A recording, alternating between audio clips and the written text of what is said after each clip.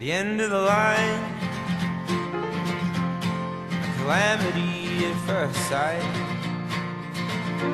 Now the man in me don't walk right, just like a pebble in my shoe. Hello and welcome to the recorded study guide for Unit 9. This unit kicks off the causes of the Civil War and the beginning part, or the beginning half of the Civil War with battles, important things that happened during that time frame. But first of all, we start with just the causes of the Civil War and what basically brings these two sides, the North and the South, to the point where they cannot work together any longer, and a division happens, causing the fighting and causing the Civil War. The main thing that is important to remember about what causes the Civil War is just the differences in the North and South, and a lot of it has to do with the North's economy and the South's economy. These both are explained and outlined starting on pages 481 going through 483.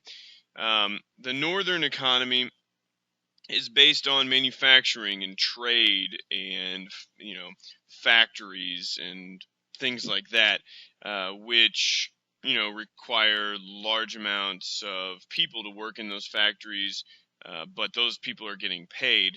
They also require large cities, a lot of infrastructure, those types of things. In the South, it is very different. In the South, you see agriculture being the economy of the South, and not so much factories, not so much manufacturing, but instead you rely on agriculture, growing cash crops, and the people that they have working in those fields and on those plantations to grow those cash crops, those are slaves. So the Southern economy is very heavily based on slavery, unlike in the North. So right off the bat, you have very different approaches to how these two groups make money. So the North is very manufacturing, factories. In the South, you're talking about agriculture, slave labor, and that kind of causes a lot of friction between the two. There are a lot of people in the North that don't like slavery because of, different moral reasons. There are other people in the North that don't like slavery because they're worried that if slavery expands to the North, then all of the jobs in the factories will be taken by slaves, and the people in the North won't be able to get jobs, because why would a factory owner pay somebody to do a job if they can just use slave labor in those factories? So there are different reasons why people didn't necessarily want to support slavery. Those are just a few of them. But those conflicts between pro-slavery and anti-slavery people expand as the nation expands, because after the war with Mexico, we gain this territory here in this kind of red color, the Mexican cession, and we have to decide, what are we going to do with this? We now have all of this land, so do we decide that it is free? Do we decide that it is slave? How do we really choose all of this? The first kind of proposal that kind of kicks this back off and kind of starts slavery as a big discussion point is the Wilmot Proviso. It basically is a proposed bill, and it's going to outlaw slavery in any territory that the United States might acquire because of the war with Mexico. So basically that would be all of this would be they'd be just outlawing slavery. Well, obviously people in the South and pro-slavery people don't really want that to happen. So this actually fails. The Wilmot Proviso fails. This can be found on page 483, by the way. It fails, but it gets slavery back into the national discussion, and people start thinking, well, this is actually a good point. What are we going to do with all of this land? Is it going to be free? Is it going to be slave? And how are we going to decide this? Out of the Wilmot Proviso in this kind of discussion pops up a new party called the Free Soil Party, also on page 483. Their whole thing is, free soil, free speech, free labor, and free men. Basically, it's a political party that is dedicated to stopping slavery from being like the expansion of it anywhere other than where it already is. So they don't want it to grow. They want this new territory to be just what it is, and be free and have slavery be banned. So they'd be in support of the Wilmot Proviso, but again, like I said, that doesn't actually happen. So the Free Soil Party pops up because of this, and they want to stop the expansion of slavery in the United States.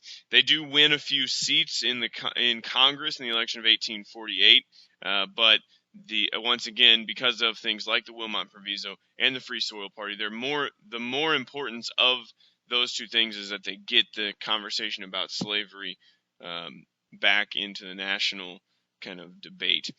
A few years later, after the Wilmot Proviso, they still need to just kind of decide what they are going to do with this new territory. So they, in 1850, come up with the Compromise of 1850. This is on page 483 through 484. Basically, if you kind of look at this map, it is going to outline the main points of the Compromise of 1850. This does do a few things for each side. It does do a few things for the North and for the Southerners. To please the North, California is going to be admitted as a free state. So over here in California, this is going to be free. And the slave trade in Washington, D.C. was going to be completely stopped. So on the other side, you have to, so we've talked about those things. Those are things that are going to please the North. On the other side, you need to please the South. And the South got the fact that Congress would not pass laws regarding slavery for the rest of the territories that we get from Mexico. So all of this purple stuff out here is now open to slavery, based on the idea of popular sovereignty, which we will get to in a little bit. But basically, the people in these territories get to vote, and whatever they vote or whatever they say is going to decide if it's going to have slavery or no slavery. And it's not going to be a Congress decision. Congress also would pass stronger laws to help slaveholders, and this part of the Compromise of 1850 is actually going to become a big deal because it kind of gets people talking even more. And what that is the Fugitive Slave Act, which is the next thing on your study guide. The Fugitive Slave Act can be found on page 485. Fugitive Slave Act basically is saying that is going to become a crime to help or do anything that is going to aid a runaway slave. And if you do that, you're going to be thrown in jail or arrested or whatever you want to say. This makes people angry, obviously, because they think it's too harsh. The abolitionists who are trying to help these runaway slaves, they're worried that, that's going to not really be helpful for their efforts. So it also allows slave catchers from the South to just go to the North and start rounding up slaves, or even rounding up free African Americans who they think are slaves, or even if they don't think they're slaves, they're just rounding them up anyway. So it causes a lot of problems. And one of the people that speaks out very strongly about this is a lady named Harriet Beecher Stowe, who is over here in this picture. She can be found on page 485 as well. She writes a book called Uncle Tom's Cabin over here. Basically, it is a story about the harsh conditions of slavery. It's basically a response to the Fugitive Slave Act. This book becomes very popular in the North, and it opens a lot of people's eyes to what is actually happening in the South with slavery and what is actually going on down there. It is obviously not a very popular book in the South because the people in the South think that she is kind of painting slavery in a bad light, and they say, oh, it's not that bad, and Well, really, it is, but Harry Beecher Stowe writes Uncle Tom's Cabin. It becomes very popular in the North, and again gets the conversation about slavery started. The next person on your study guide is Stephen A. Douglas. He can be found, really, the definition, or his name first pops up in this section on page 484. We're going to start looking and talking to him about the Kansas-Nebraska Act on page 486. So Stephen A. Douglas is a key person that talks about in the Compromise of 1850, but another act that he comes up with to kind of help or structure unorganized territories when it comes to the idea of slavery is the Kansas-Nebraska Act. The Kansas-Nebraska Act is going to start causing a lot of issues and a lot of problems, but basically what it does is along the same lines as the Compromise of 1850, is it brings in that idea of popular sovereignty. So popular sovereignty comes back into play here, and what Stephen A. Douglas is saying with it is that the territories of Kansas and Nebraska should be able to decide for themselves. The people living in these territories should decide for themselves. They should vote. Popular sovereignty. That's what popular sovereignty means. Popular meaning the people, sovereignty meaning that the right to rule. And how do the people have the right to rule? They vote. So he's saying that the people in these territories should be the ones that actually do the voting on whether or not it should be free or slave. Well, this is a fine idea, but basically it passes and then it starts causing a lot of issues, because in Kansas, for example, during the election of 1855, there were more pro-slavery than anti-slavery in the Kansas territory. This is because 5,000 residents in Missouri came and voted in Kansas. So they vote illegally in Kansas, and now the Kansas legislature is filled with pro-slavery representatives. And this angers the anti-slavery people, because these people came in from Missouri, and because they're taking advantage of this popular sovereignty thing. The popular sovereignty is supposed to be the people that living in the territory get to decide. Well, now it's people that, just want to come in and vote illegally and kind of ruin the whole system. So it causes a lot of issues and a lot of fighting, and that is actually kind of what ends up happening. This whole episode is known as Bleeding Kansas. It's because of this fighting between the two groups, between the anti and the pro-slavery people. This is on page 487. A name that you can associate with this is John Brown, who we will look at a little bit later.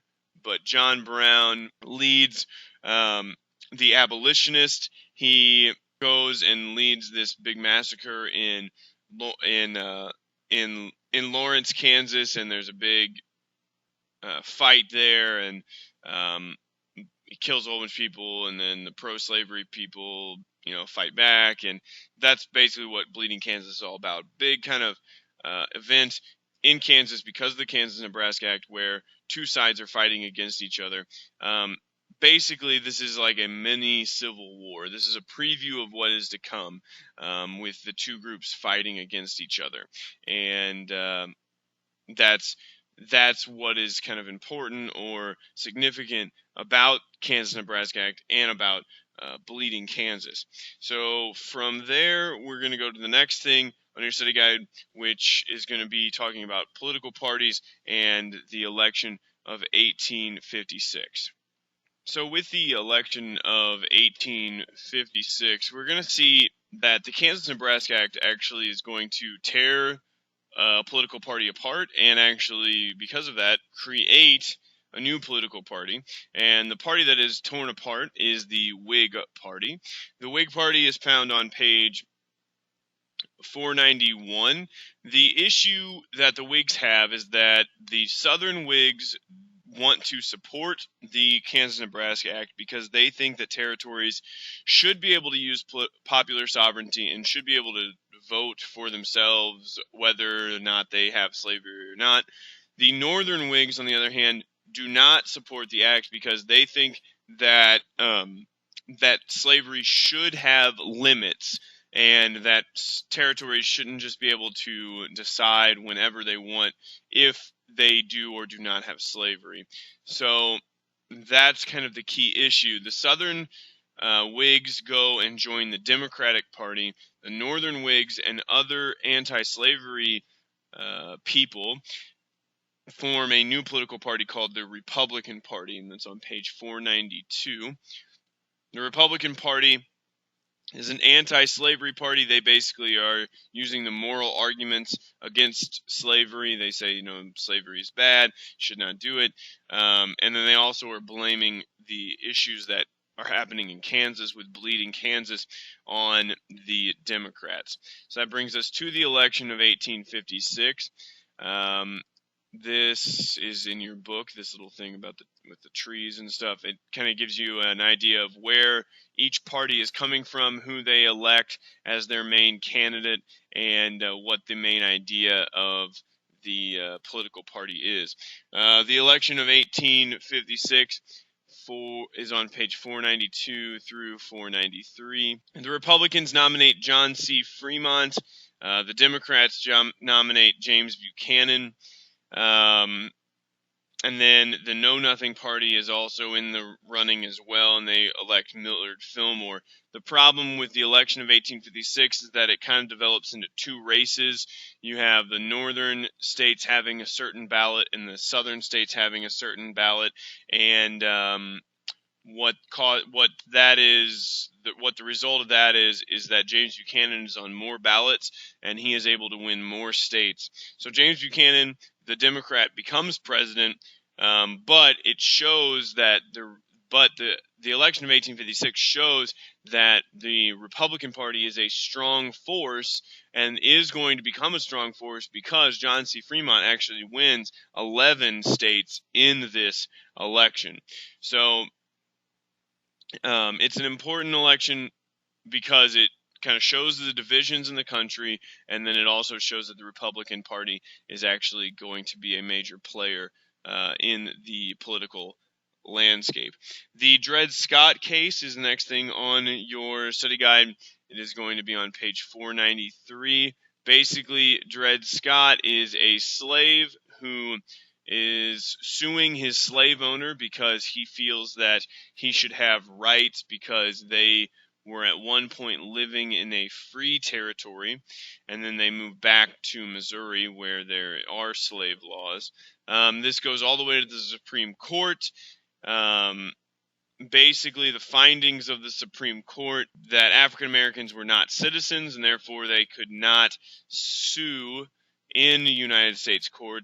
They also say that, and this is a pretty important part of this, is that banning slavery in the territories would violate property rights of slave owners that were protected by the Fifth Amendment of the Constitution. So basically, what the Supreme Court is saying at this time is that to ban slavery and try to give African Americans rights and make them not have to suffer the harsh realities of slavery, the Supreme Court is saying if you do that, you are actually violating the rights of the slave owner themselves. So because the Constitution states, they have property rights that we cannot take away, you can actually not ban slavery. So basically this means that laws like the Missouri Compromise were unconstitutional, which causes obviously a lot of friction between people and a lot of discussion. But that's the Dred Scott case. That's kind of the importance with that. Lincoln-Douglas debates, those are on page 495. The Lincoln-Douglas debates are important basically because they make Abraham Lincoln a national figure in the anti-slavery movement. It also sets up the framework for what the modern day political debate is like. they basically just debate the issues between themselves. They picked 7 spots in Illinois.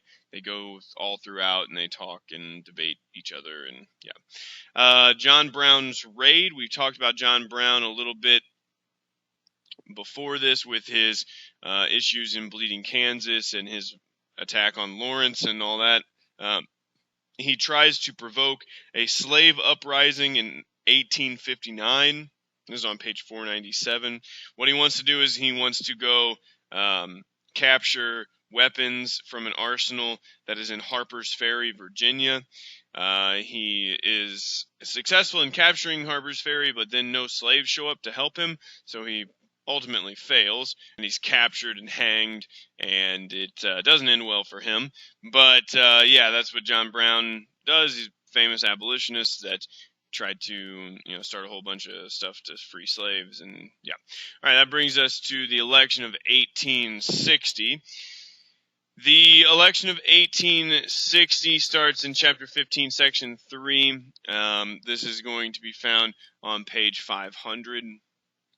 The election of 1860 is another election that causes a lot of splitting, a lot of division, not only in the country but also within political parties. The Democratic Party is split up this time around. The Northern Democratic members, they wanted to support popular sovereignty and support kind of Stephen A. Douglas and what he wanted, and the Southern Democrats wanted to defend slavery at all costs and wanted to expand it, and they didn't want to leave it up to a vote. They just wanted to expand slavery. When popular sovereignty is accepted at the Democratic Convention that year, the Southern Democrats leave the convention, and no candidate is chosen to run for president in 1860. They meet up again, and they still can't decide, so the Northern Democrats choose Stephen A. Douglas. The Southern Democrats choose John Breckinridge.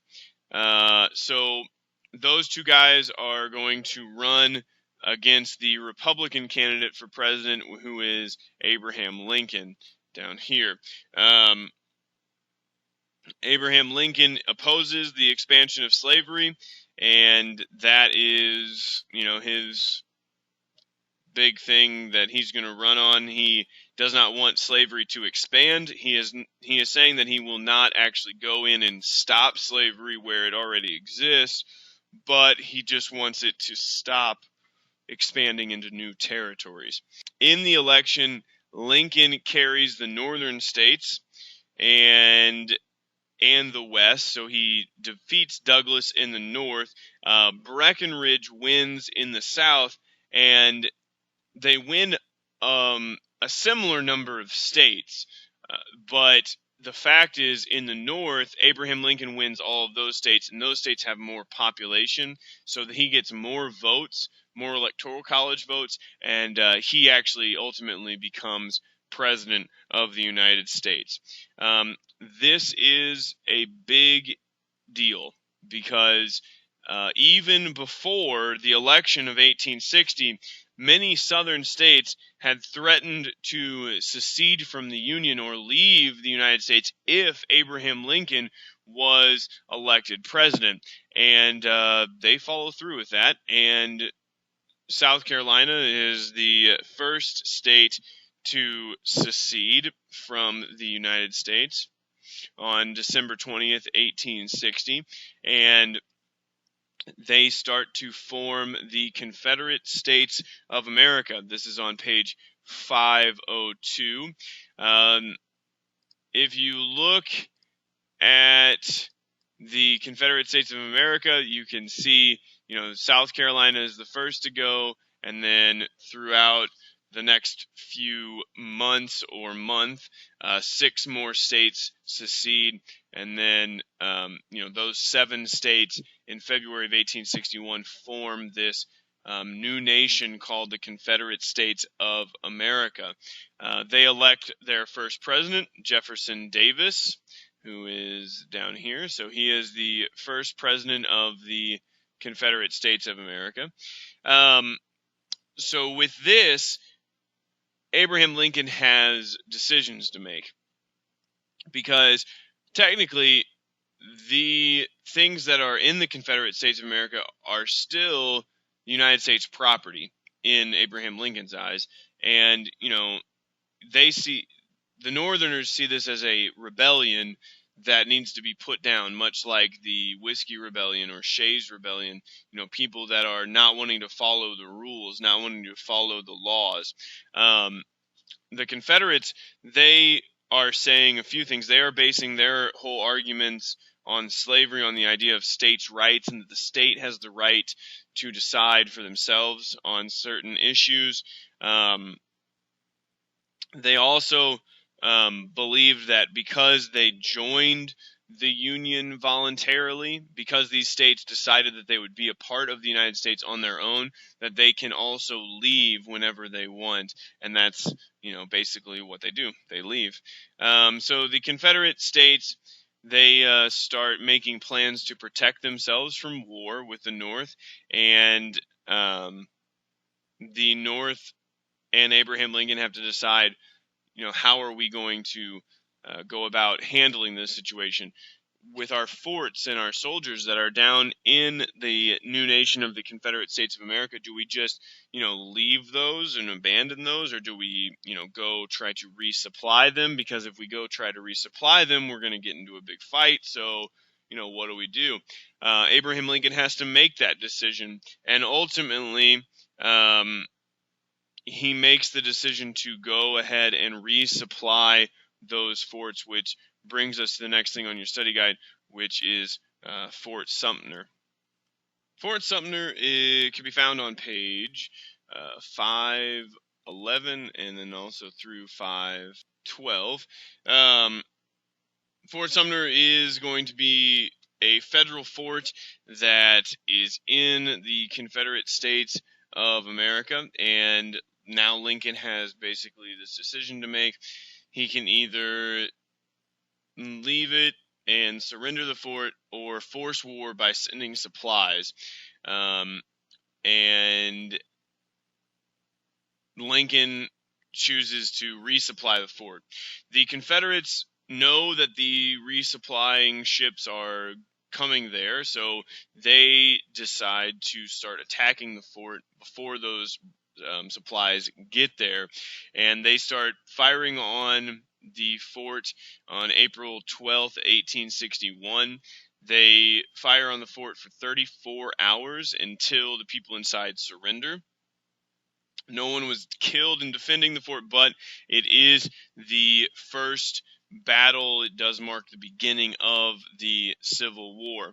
So now the war has kind of begun. We look at what each side is going to try to do. The Confederates, their strategy, talking about that kind of stuff on page 502, they are looking to have a defensive strategy. Sorry, this is not 502. No, it is 513 because that comes after 512, which is up here. So, yeah, okay. Anyway, 513, Confederate strategy. They want a defensive battle. They do not want to push into the North.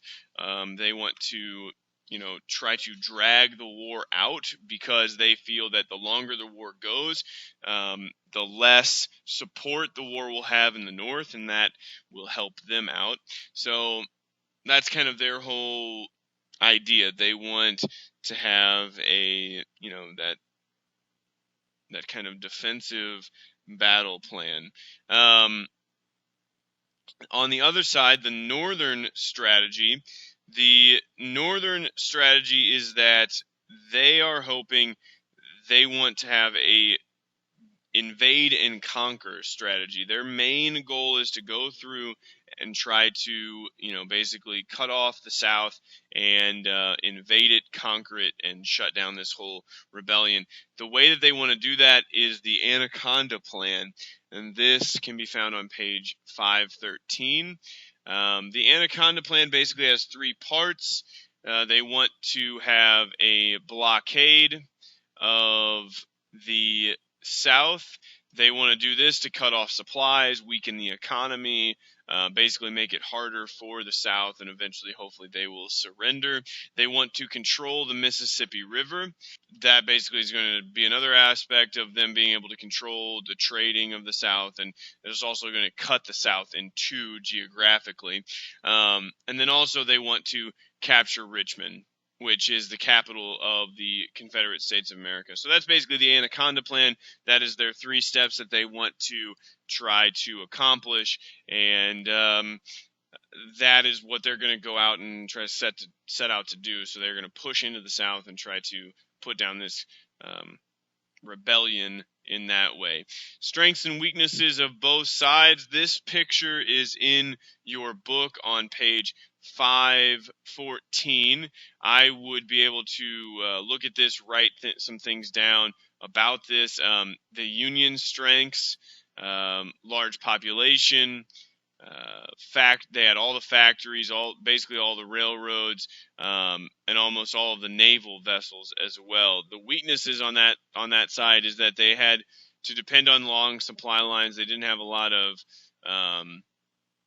good military leaders, and they're fighting an offensive war, which means they are pushing into the South, which on the other hand is a strength for the South. So the South, they are fighting a defensive war so they can be dug in and feel like they're protecting their homeland, those things along those lines. The Confederates also have better generals, and they have a lot of geographic size. Weaknesses, they don't have a lot of factories, they don't have a lot of railroads, they don't have any naval power, and they have a smaller population. So, be looking at those on page 514, understand the differences, strengths, and weaknesses. We get to the first real kind of battle that we look at is the Battle of Bull Run. We did talk about the Battle of Fort Sumter, but that's more of like an attack, and nobody really is killed, and this is like an all-out battle here at the Bull Run. Leaders in the North, they want an immediate attack on Richmond, the capital of the Confederates. But to do this, they have to get there first, obviously. So they have this big battle, and during this battle, the Northerners, a lot of people in the North think that this is going to be a very quick, easy war, and we're going to go down and kill the Southerners, and they're going to give up and whatever. So some people come and they actually are here to have like a lunch, and they're going to spectate the whole. They lay out a picnic blanket and kind of watch the whole battle take place. So at first, the Confederate troops are being pushed back, and they're being led on this retreat. But then Thomas J. Jackson, who is this guy down here, he's going to become known as Stonewall Jackson because he leads the Confederate troops back. He stops them from retreating and then pushes them forward and actually pushes the Union Army back and forces the Union Army to retreat along with those spectators that were watching.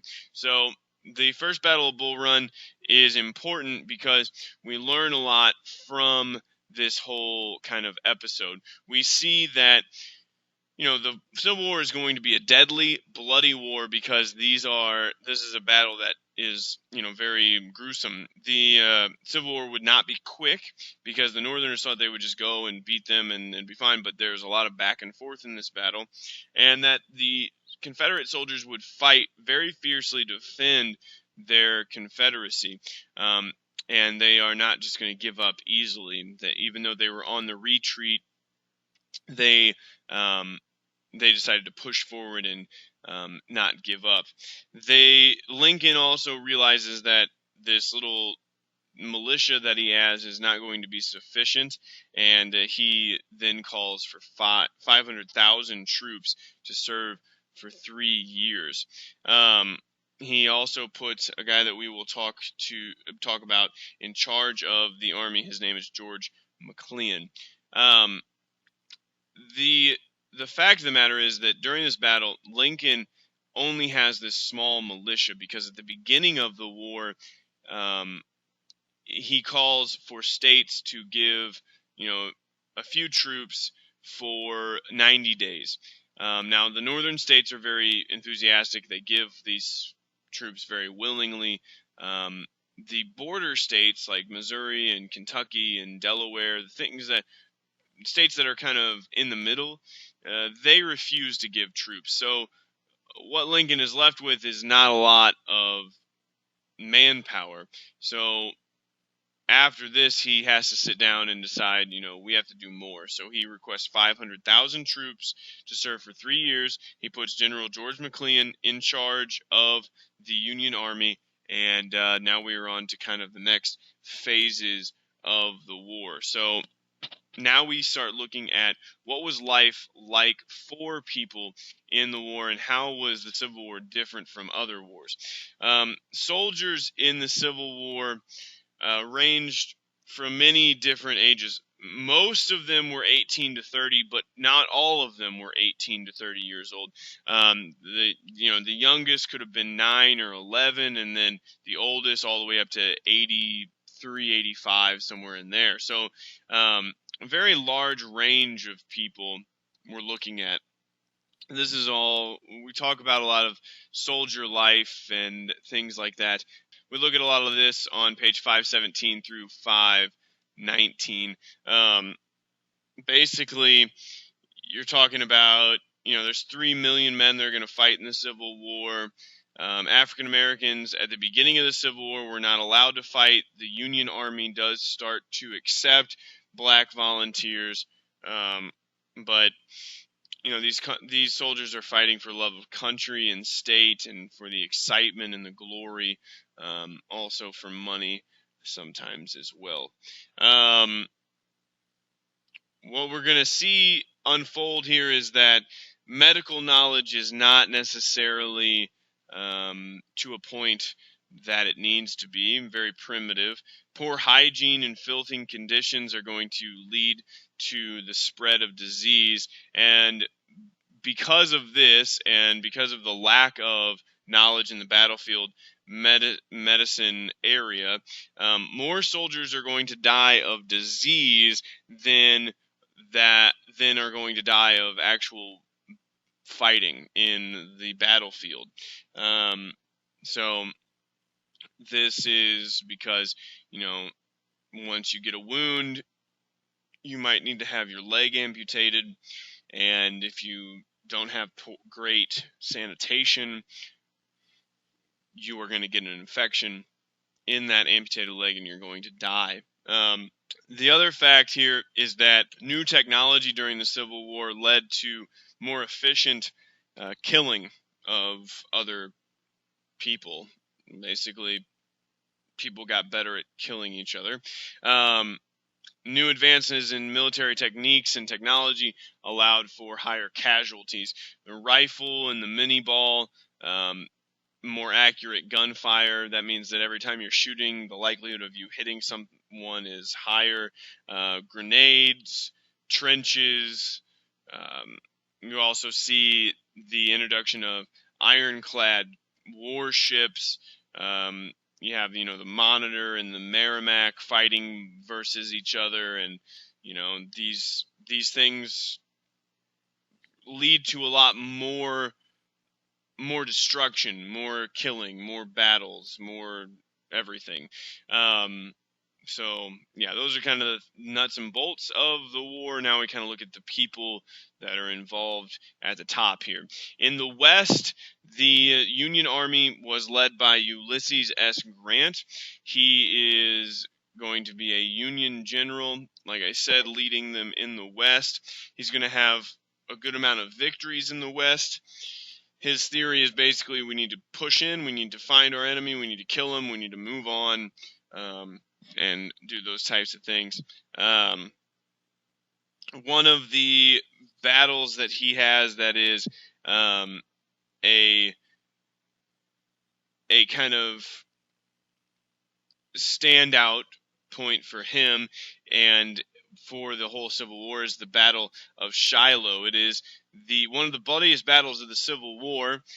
Grant was able to defeat the Confederate Army, but he loses 13,000 of his 65,000 troops. Congress is worried that he is too reckless and they want him to be fired. But Abraham Lincoln, on the other hand, does not want to fire him because he knows that Grant is someone that he needs. He needs those people that are going to push in and fight and not back down. Because what Lincoln is going to discover is that in the East, when with General George McClellan, he does not have that type of a general. George McClellan is good at a few things, and after the Battle of Bull Run, he is put in charge of the Union Army in the East. And the thing that he does well is he is very good at organizing and structuring an army and training them. Unfortunately, he is not very good at taking risks and pushing forward when things need to be taken care of. And that is ultimately going to be his downfall, because General George McClellan has the opportunity to go in and seize the capital of the Confederate States of America, which is Richmond. But what he does instead is, as he is about to push in, he pauses and waits because he is not willing to risk the troops that it would take to go into Richmond. This allows the commander of the Confederate Army, Robert E. Lee, to be able to scout out George McClellan's position, regroup, and then attack, basically, George McClellan. This leads to the 7 Days Battle. The Union suffers a lot of casualties, so do the Confederates, but because of McClellan's hesitancy and his kind of unwillingness to take risk, he is forced to retreat, and that ends the threat to Richmond, and basically the Union Army does not have another chance to capture Richmond. Lee now, Robert E. Lee here, seen here sitting with his beard and stuff, he decides that because they have had a lot of success, he is going to change the South's strategy, and he wants to invade the North. He wants to do this for a lot of reasons. He's hoping that a big victory in the North would force Lincoln into peace talks. He's also hoping that moving the battle out of Virginia would give Virginia farmers a better shot at kind of harvesting their crops and give them a break. And then also he's hoping that the victory in the North would show other countries like Britain and France that they are, for real, and they could actually win, and that, maybe you should support us. Basically what happens is, he wants to invade in the North. His plans are kind of discovered when they're left behind at one of his camps, and that allows the North to kind of strategize to defeat him and stop this plan. They meet up at Antietam, and this battle at Antietam is the single deadliest day of the war. 23,000 Americans, that's combining each side, die in this battle on this single day. Lee loses a fourth of his troops, and then he has to withdraw back to Virginia. McClellan has an opportunity to completely crush Lee and his army, and thus basically having a very good shot at ending the entire Civil War. But of course, McClellan's big weakness is he is very cautious, does not want to risk things, and he once again does that, and he allows Robert E. Lee to escape. Once Abraham Lincoln hears about this, McClellan is fired, and we are now to a point where we are at the end of the unit, and we are at a point in the war where there is no clear end in sight to this war for either side. No side is really close to victory, and that's where we kind of leave off in this unit. So now let's take a look real quick at the B-level questions. As always, with the B-level questions, we have covered a lot of different things, aspects, I guess you'd say, of these B-level questions as I've been talking through this recorded study guide. obviously, that first one we've definitely talked about. That was the very first thing we talked about. The economies of the North and South differ, and how that kind of is an issue. Territorial expansions inflame sectional conflicts. That would be talking about how did the additions of the Mexican cession lead to us getting in fights over slavery, and what are some compromises that we see. How did the issue of slavery affect political parties? You see it affect the Whigs. You see a creation of a new political party. You also see it affect the Democratic Party. All things that we have discussed. How did the 1860 election reveal the divisions in the country? I would say that you can see a very strong division because all of the southern states go to one guy and all of the northern states go to another guy, and that is a division. So there you go. How did 7 southern states justify their decision to secede?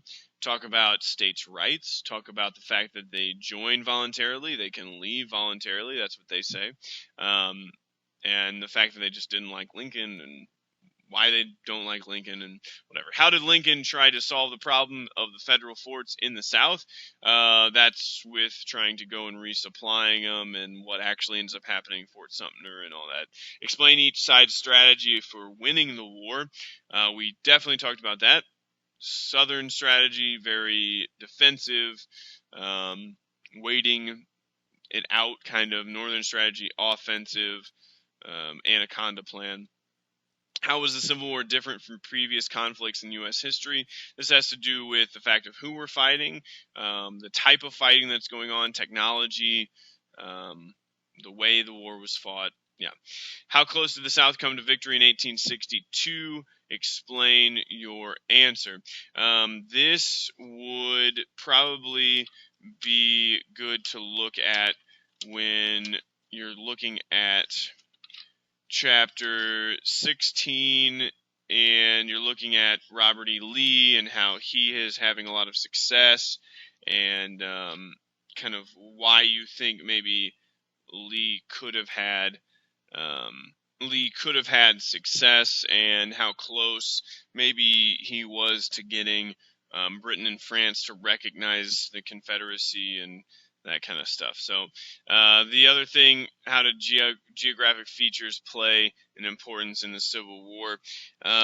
If you look at page 509 for this question, there's a map, and it's going to kind of talk about some different aspects of the geography of the United States, just little things that could influence the way people fought and defended and all that stuff. So that is the study guide for Unit 9.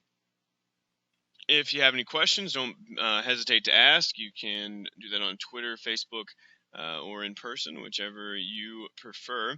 Watch the video again, study your notes, study your study guide, whatever you need to do. Yeah, good luck.